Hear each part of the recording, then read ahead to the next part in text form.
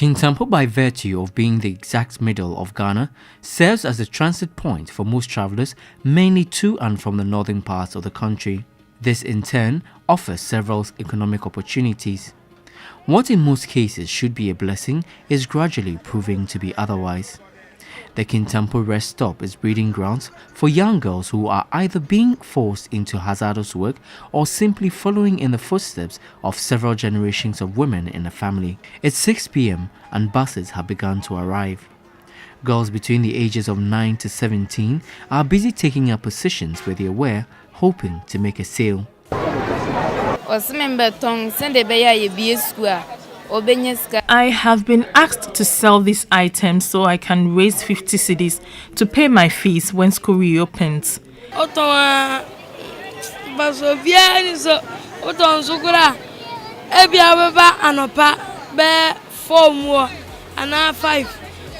We barely make any profit. Sometimes I come here as early as 4 or 5 a.m., but I'm unable to afford a meal till I have sold at least 3 bags of water. Many stay out to sell till midnight, even on a school night. Upon seeing the TV crew, the young girls began to run, indicating that they were very much aware of the wrong they were doing. So why do these girls continue to risk their lives?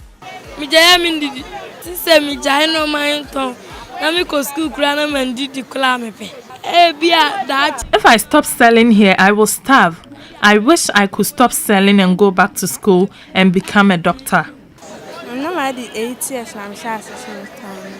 I started selling here when I was 8 years. We come here every evening after school or when on vacation. It is difficult for me to concentrate in school.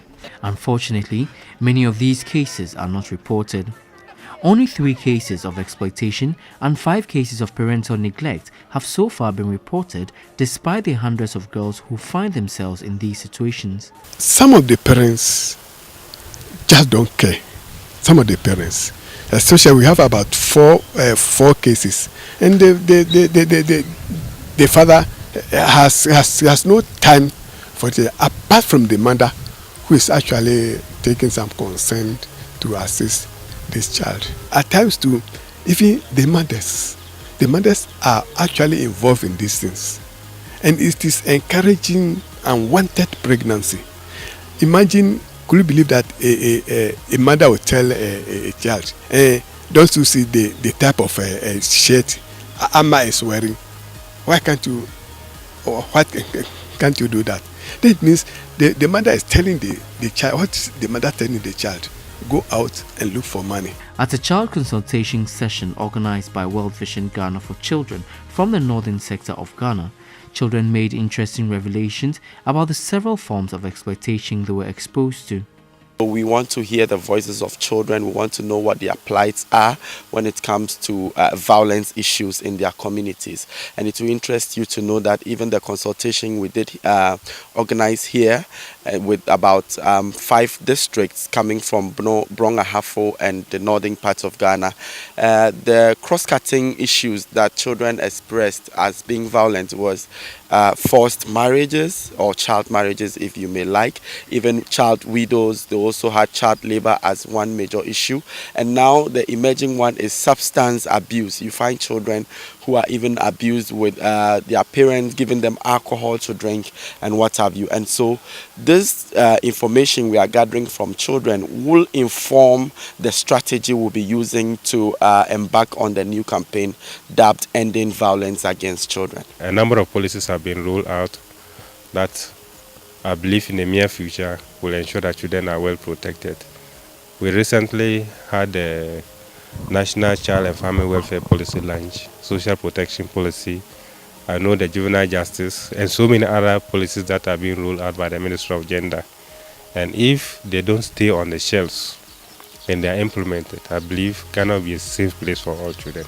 While many ask the question of what has gone wrong, the Interim National Director for World Vision Ghana believes otherwise. Well, I think it's not so much where you go wrong, it's where we need to redouble our efforts. And we've got to redouble our efforts to make sure that we look at the issue of child labour and make sure that children have got other options such as education rather than being involved in child labour. We need to look at issues of psychological and physical abuse and look at how we can work with parents so they learn new ways to discipline their children when they do the wrong thing.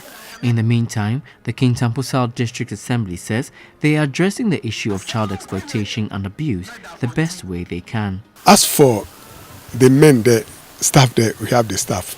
Because these days, national service have been coming.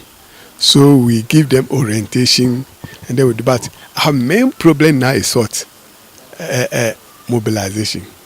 How to move to the communities. At times, so we apply to the assembly. We write a memo to assist us undertake these issues. It takes a long time. So at times what we do is that we collaborate with the NGOs and then the CBOs to help us. And at times too, we go to churches, we seek for some little funds for this in our transportation up and down. Because if we don't go to the communities, it will not help us. In the cases of neglect, if it happens like that, we are lucky NGOs are around, especially World Vision, who has been assisting. If they neglect a child like that, we contact them. If any assistance that they can give, they do. For instance, when I came here 2007 and then 2015 like that, World Vision has even provided tools, and then we train such children on skill. That's skill training, dressmaking, leatherworks, carpentry, and so forth and so on. After the training, we resettle them. Impressive as such interventions may seem, children everywhere continue to hope for a better life, a society where their rights matter.